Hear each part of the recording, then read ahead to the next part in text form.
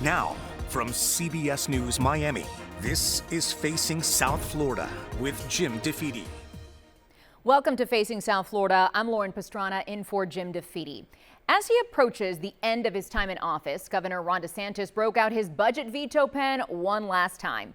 He axed about $1.7 billion from the state's $117.6 billion budget.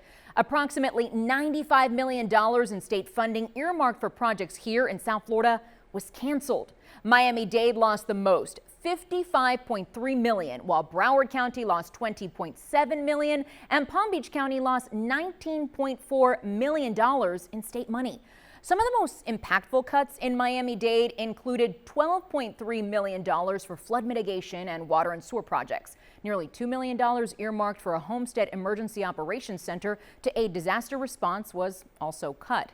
The governor also cut $1.5 million to build a roller hockey rink at the county-owned Palmetto Golf Course. Perhaps the most controversial cut DeSantis made was the $15 million that would have gone to fund security efforts at Catholic schools in Miami-Dade County. DeSantis defended that decision, saying the state has already done plenty for Catholic schools. No one has done better for Catholic schools than we have, because we have universal school choice. And so I see that, we started with the security with the Jewish day schools because there were specific threats involving some of those schools, and we've done that. Now that's grown too, but what I don't want is for the state to somehow have an entitlement that we're going to have to fund all the time. The Archdiocese of Miami said in a statement that it was disappointed by the governor's decision and said security for the 37,000 students at its area schools remains a distinct and critical need. The fallout from the governor's vetoes will reverberate across the county, so we wanted to get perspective from Miami-Dade County Commissioner Raquel Regalado, who says she wasn't actually surprised. The governor has been very consistent in what he considers important and what he doesn't consider important. I will say that this session, different from last session, I did spend a lot more time in Tallahassee talking to the governor, specifically about Tri-Rail. And we were very happy that Biscayne Bay, that the homelessness was all there. There was a lot of line items that we were expecting would be taken out. I was sad about water and sewer, but I think we have to just advocate better. Every year, the governor has said that he wants to put money in reserves and he's not a fan of these earmarks. And that bore out this year also. But we didn't even have that many asks this year because we learned from last year. We tried to be very consistent. There were some like animal services that were in there that got vetoed. The port, for example, we knew given everything that's happened at the port, there was no way that anything that Port Miami asked for wasn't going to get vetoed, right? So I don't really blame the governor.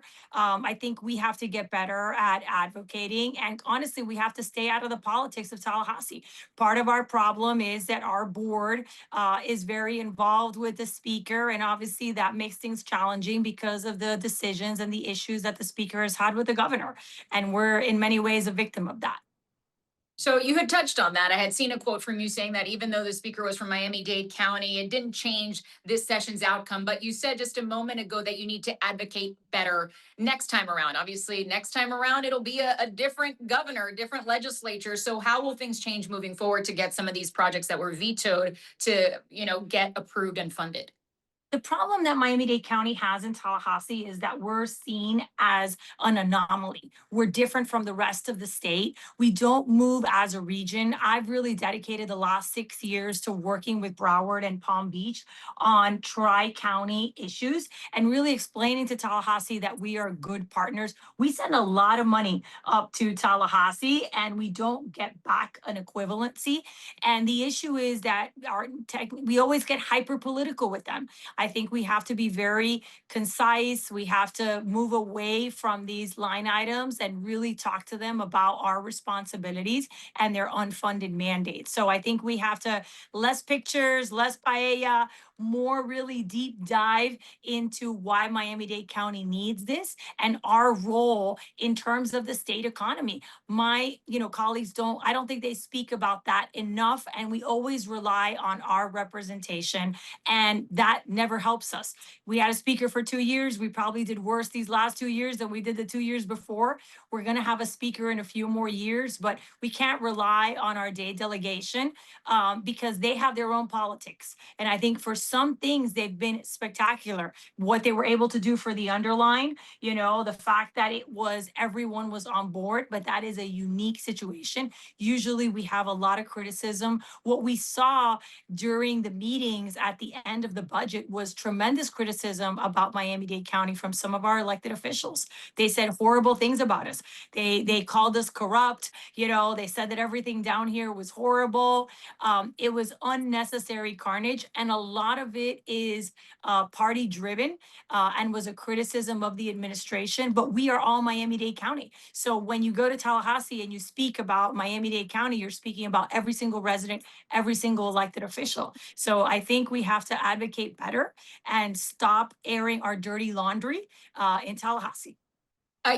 Interesting that you touch on specifically corruption, because one of the things that was cut was the Miami-Dade Sheriff's Office preventing public corruption line for funding. So are there any issues or any cuts that do concern you? You mentioned some things that you're glad did make it through, but do you have any sort of red flags about some of the things that did get cut? Well, obviously, we have a consent decree with the state of Florida, and we are trying to comply with that consent decree. I've been working on that for a very long time. So the water and sewer projects are very important to us. The animal services were also important because with property tax reform, that is something that comes almost directly out of the general fund. So we were really trying to get some money for more care of our animals in Miami-Dade County. And we always, want anything that the state does to support the sheriff alleviates our, financial contribution to the sheriff. So we give the sheriff close to $1 billion. So anything and everything that the state can apport to that would lessen the load. Jackson did well, so we're happy about that. We're the only county that has a state hospital, like a public hospital that does not get a direct funding from the state every single year. So we had to advocate for that. So we're happy that Jackson did get some funding. But I think when it comes to our infrastructure, we need to advocate better in Tallahassee and really explain to them how there is a direct correlation between our infrastructure and our ability to generate funds that we send back to Tallahassee in sales tax. And that's something that is true. And I think we just have to change that conversation and really explain to them why it's important. So, but will the county need to, raise local revenue or shift existing funds because of any of these cuts? Specifically, you mentioned the sheriff's office. There's, hundreds of thousands of dollars that they were hoping for that they're now not getting. So how does the sheriff's office and the mayor's office and the county commission now work together to, make some of these things happen? Well, the water and sewer, it's a ratepayer issue. So we're going to be having a conversation about raising our water rates, which we do not want to do. But it's either that or not do the projects that have us complying with the consent decree that the state has forced us to comply with, right? So it's an unfunded mandate, and we were trying to get some help to alleviate the cost to the taxpayer. Similarly, with the sheriff and with those cuts, now we have to, work with Rosie because that comes out of our general fund. So these are all things that impact our ability to support CBOs, to lower the millage, to have other programming. And that's the conversation that we'll get into now as we work on the budget. We also asked Commissioner Regalado about the fuel depot on Fisher Island. That facility is the only storage place for fuel used at Port Miami, one of the county's key economic engines. The county is trying to use eminent domain to seize the land the depot sits on. Regalado voted against going the eminent domain route because she's concerned the county could be stuck with an outdated facility. We asked her where things stand now. Where do we go now from here? How do we ensure that Port Miami has what it needs because it's such an economic driver for our community? 100%. I hope that the county continues to consider other options. One of the things that I've explained is that historically the litigation costs us more. It is very probable that as we go into litigation, we will end up paying more. I didn't agree with the deal that was offered to us. I think that we need to consider putting it on Dodge Island. It is a doable thing, but we have to have the desire to do it.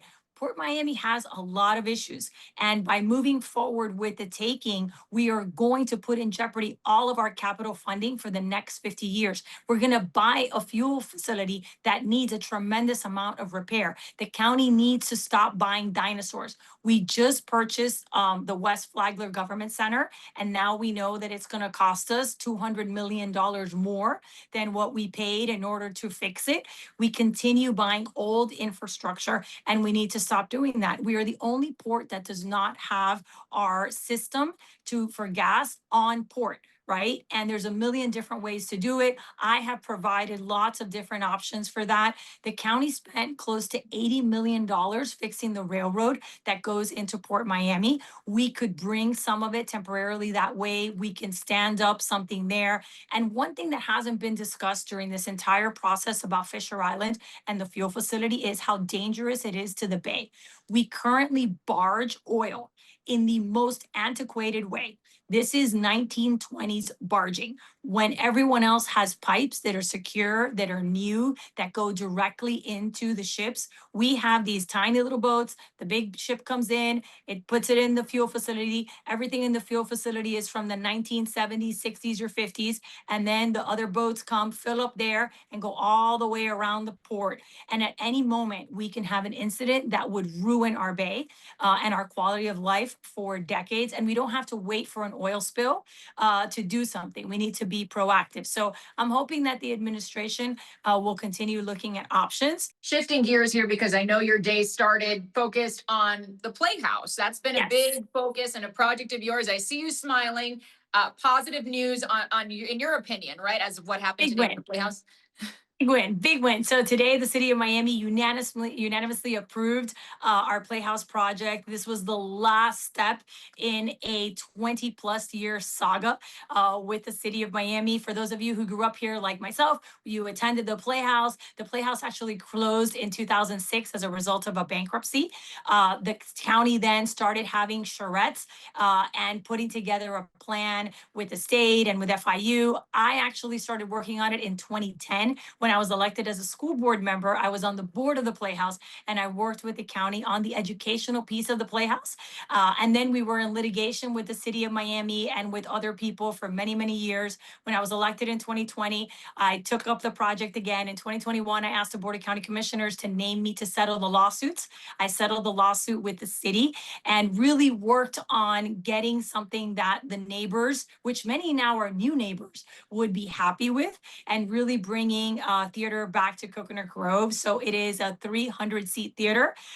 We're super excited, and now we move forward with our permits, and we are going to open for its centennial in 2027. We have amazing partners. It has a wonderful educational program, and we're super excited about bringing theater back to Coconut Grove. For the people who did have concerns, whether it be, parking, traffic, any issues there, how did you ease those concerns in order to get this approved with the city?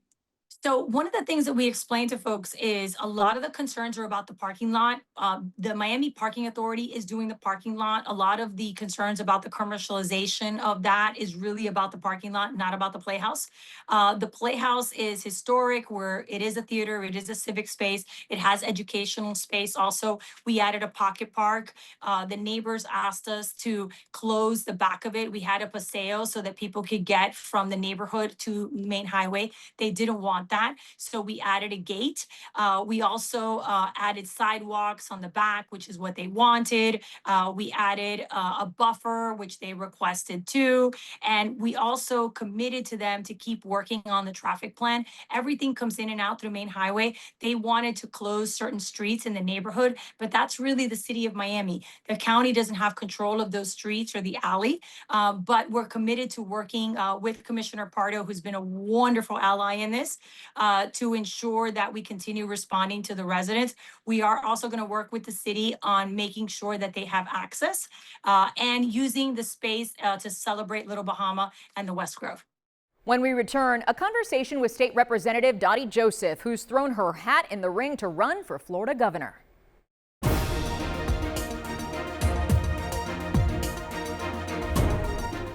Florida Florida's gubernatorial contest has so far, in terms of drama, been a snoozer.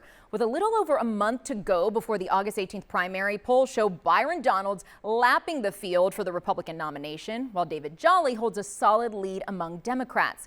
But Florida State Representative Dottie Joseph recently injected new life into the race when she announced her intention to challenge Jolly after Orange County Mayor Jerry Demings dropped out due to health concerns.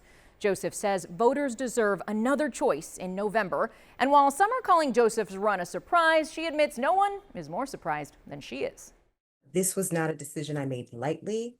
I listened to families, small businesses, owners, and, you know, in a sense, it was a surprise because this was not on my bingo card a month ago. But what happened was we had Mayor Demings, who unfortunately had to step out of the race because of a cancer diagnosis. And the more I learned about our other options, the more I felt it important that we had another option for people to choose from. And I say that because, I respect anybody who's willing to step up to serve. What I would add is I offer something different. I'm a battle-tested Democrat with a solid record of fighting for the issues that matter most to working families, whether you're a Democrat or not, whether we're talking about affordable housing, healthcare, quality education. These are things that have been a seminal component of all of my service in the legislature. You're up against, though, a Democratic frontrunner in David Jolly, who's already raised $6 million and growing. He's already picked his running mate. There's also a well-funded Republican field. You are at a disadvantage fundraising-wise. How do you make up that gap at this point? Sure. The one thing that I have learned in Florida is that it's not just money that makes the decision. It's the voters. That's the only reason the money matters, is because that's what people use to communicate.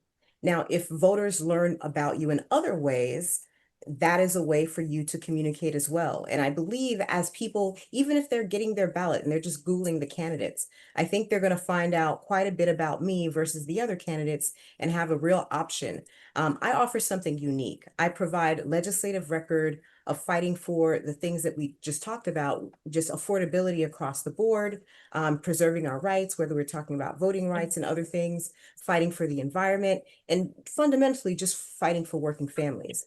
I've spent the last 8 years in Tallahassee not just talking about these issues, but filing bills, building coalitions, and standing up for Floridians in a meaningful way.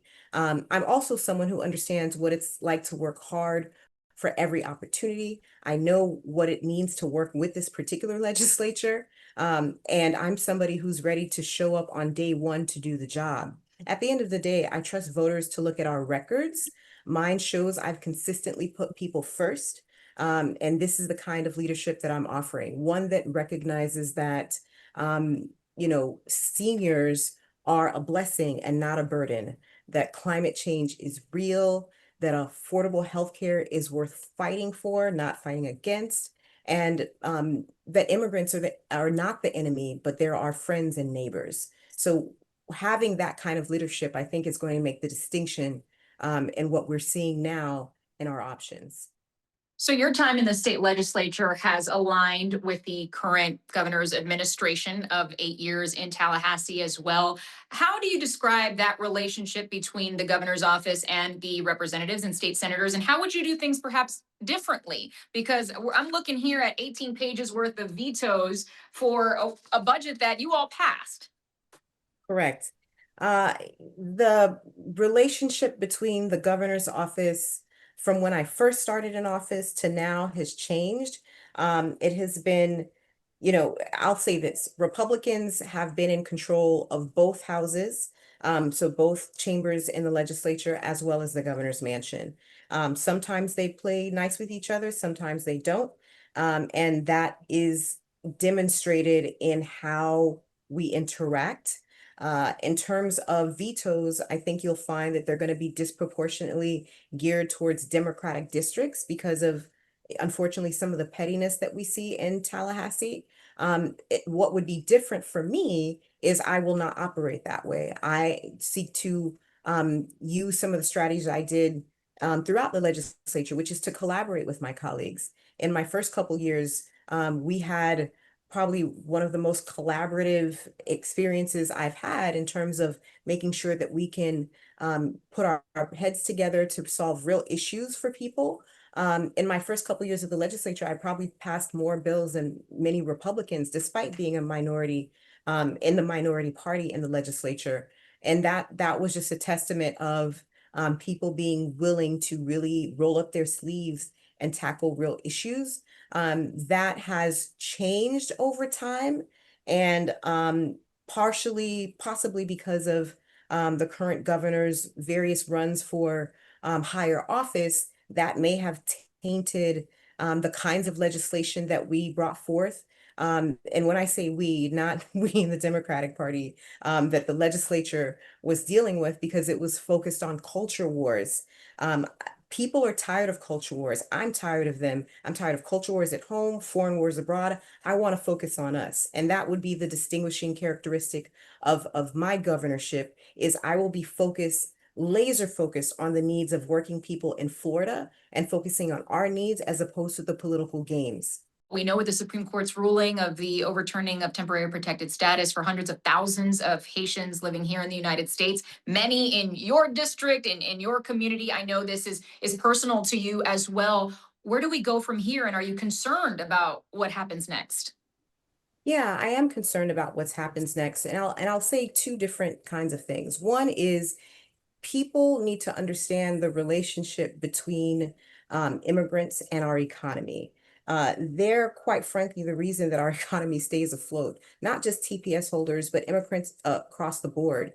When we think about the contributions of, let's just say, just TPS holders, we have a situation where you have billions of dollars that are coming in the state of Florida. 1.8 billion comes in annually to our state economy just from TPS holders. Florida's home to 158,000 TPS holders, and they are key components to a lot of our critical components of our economy, whether we're talking about agriculture, healthcare, tourism. These are the people who not fund, but power our labor force. And it's not that, they're taking anybody else's jobs. So when we do these things, we're the ones making it harder on ourselves. Once you do this with TPS holders, you're going to create immediate labor shortages. The more we continue to attack immigrant communities, we're making everything more expensive for us. Whether you're talking about the monies that they pay into our taxes that help fund our healthcare system, but also the workers who are part of our healthcare system. The State Department had to walk back some visa restrictions that they did for immigrant doctors and nurses because of the ramifications. Now layer that on top of the cuts of the big, beautiful bill and Republican efforts to try to strip away Medicare and Social Security at the federal level, and you have a perfect storm for disaster, and not to mention the cuts for the Affordable Care Act to take away those subsidies. People are going to be struggling, and I have real solutions to address them. In the legislature, I filed the Healthy Florida Act, which would basically provide universal health care coverage for all Floridians. It would absolutely take care of most of these issues. Beyond that, I have been filing the bill to expand Medicaid in the legislature, which is the absolute floor of what Floridians deserve in this economy. We'll be right back.